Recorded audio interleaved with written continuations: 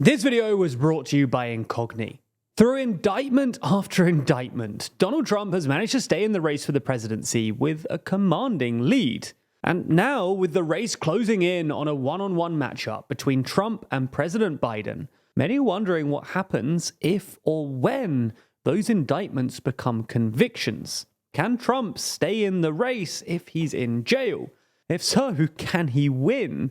And if yes, would he be able to split his time between the Oval Office and a square cell? These are questions that we're going to tackle as we unpack the legal, political, and historical considerations which could determine what a Trump 2024 win could look like. Before we start, if you haven't already, please consider subscribing and ringing the bell to stay in the loop and be notified when we release new videos. Trump currently has criminal convictions pending against him in the states of New York and Georgia, as well as the federal courts of Florida and Washington, D.C. Each of these cases has a substantial possibility of garnering Trump many years in prison. For simplicity's sake then, we'll focus on the federal charges against Trump, as these are the most serious charges. Those being the January 6th related charges in D.C. and the classified documents related charges in Florida. For more on Trump's myriad legal difficulties, check out our explainer on all 4 cases linked in the description. Regardless, in those federal cases, Trump could receive up to a staggering 505 years in prison if given the maximum sentence on all charges. While it's unlikely for any court to hand down the maximum sentence on every single court, it's important to remember Trump is 77 years old, meaning anything over about 9 or 10 years of jail time, and it's effectively a statistical life sentence. But which case is more likely to put Trump behind bars before the election? Well, that's actually quite hard to say. Recently, the trial date for the DC case, originally set for March 4th, has been pushed back to an undetermined date. Now, this was in order to allow a higher appellate court to determine if Trump is constitutionally able to invoke presidential immunity as a defense to these charges. Similarly, the May 20th trial date for Trump's Florida case looks like it would push back in order to allow the court to consider Trump's claim of presidential immunity there as well. Regardless of which charges end up being the first to catch up with Trump, though, the possibility that Trump will be tried, convicted, and sentenced to some prison time in 2024 or early 2025 looks high given the available evidence. So, how does that change the presidential race? Well, that will depend on whether he's in jail before or after the Republican National Convention, where the party officially selects its nominee. Set to take place between July 15th and 18th, this meeting of Republican Party bosses is the last chance for Trump to be kicked off the ballot before the general election. Since having a major party's prospective nominee under state and federal indictment is completely unprecedented, what could happen at a convention where Trump is about to be or already behind bars is anyone's guess. Republican challenger to Trump, Nikki Haley, has vowed to stay in the race until the last person votes, likely exactly for this reason. Her hope being that if Trump does end up going to jail before the November general election, then maybe she can convince enough delegates to switch from Trump to supporting her. However, given their ideological differences, Haley's plan is certainly a long shot. Assuming Trump's Republican primary victory goes off without a hitch, though, would he be allowed to run in the general election from a federal jail cell? Well, surprisingly, yes. He'd have no issue doing that legally, and there's even historical precedent for it. In 1920, Socialist Party nominee Eugene Debs ran from a jail cell after he was convicted of sedition for speaking out against the World War I era Espionage Act. And despite being in jail, he still came in third, amassing 3.4% of the vote. Now, this was all possible for Debs and will be for Trump, because the Constitution only says that in order to run for president, you must be a natural-born citizen who is 35 years or older and has lived in the United States for at least 14 years.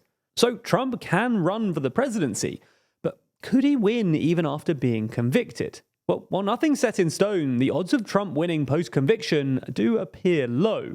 Back in January, Bloomberg and Morning Consult polled the key swing states of Arizona, Michigan, Nevada, North Carolina, Pennsylvania, and Wisconsin on this exact question. The results showed that 53% of voters in those states would be unwilling to vote for Trump if he was convicted of a crime.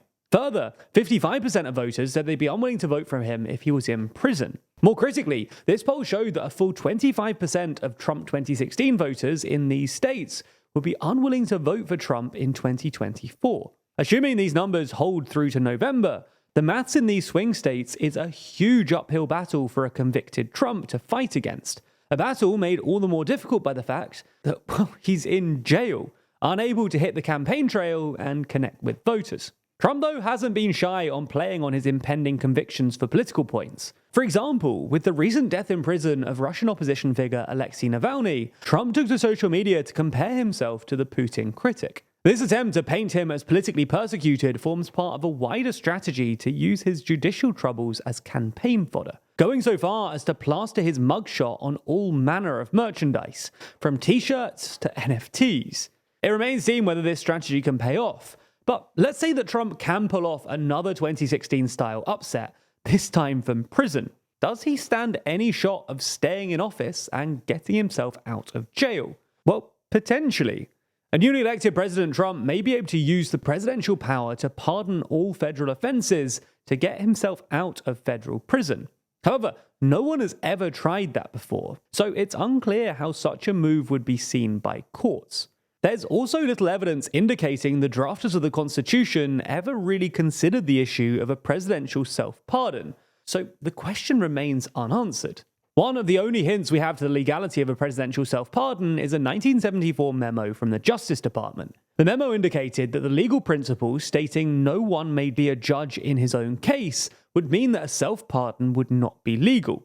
But the memo also left open the possibility of the president using the 25th Amendment to transfer his power to the vice president, who would pardon the president and transfer back the powers of the presidency. Now, if something like this were to happen, it's anyone's guess how Congress would react. They could impeach both Trump and his VP if they tried this scheme, but only if enough Republicans got on board to convict them in the Senate. Ultimately, the use of a pardon in the case of a Trump win from prison would only add to the multiplying number of unprecedented situations that could arise from a Trump presidency. Clearly then, the current state of the world and US politics is plagued by uncertainty and risk. In fact, while you've been watching this video about Trump, your personal information may have been sold or published online without you even knowing about it. Even while recording videos, we're constantly interrupted by robocalls. And if you're wondering why you've been getting so many random numbers calling your phone, well, the answer is the malevolent workings of shady forces called data brokers. These data brokers can collect and sell your personal information to anyone, from a company to an online criminal.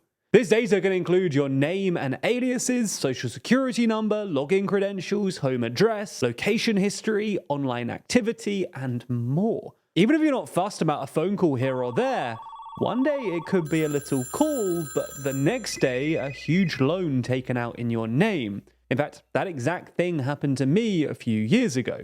So if you want to protect your data, Incogni is here to help. Incogni reaches out to data brokers on your behalf, requests your personal data removal, and deals with any objections from their side. Since many data brokers continue collecting your personal information even after they've removed it, Incogni also takes care that your data stays off the market by conducting repeated removal requests. So create an account with our link in the description, grant Incogni the ability to work on your behalf, and sit back as they make you safer. Plus, if you use our link in the description, you'll get an exclusive 60% off an annual Incogni plan. Thanks for checking it out, and thanks to Incogni for sponsoring this video.